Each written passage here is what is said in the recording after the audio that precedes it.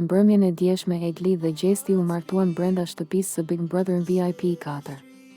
Dasma e organizuar nga vëllai i madh kishte shumë surpriza, ku mes tyre ishin opinionistët e këtij edicioni, Arbër Hajdari dhe Nejda Balluku, si dhe vetë moderatori Ledion Liço, i cili celebroi çiftin.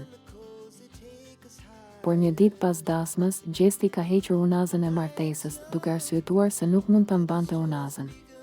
Nga veprimi i tij Egli është ndjerë e lënduar, ku është shprehur se do e heq edhe unë unazën. Mirë po nuk e ka bërë këtë. Egli vazhdon ta mbajë unazën, ndërsa Gjesti jo.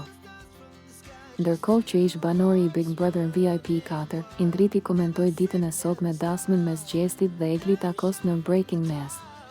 Që ka pëlqim nuk diskutohet se të rish 3 muaj me një person 24 orë do krijohet pëlqimi.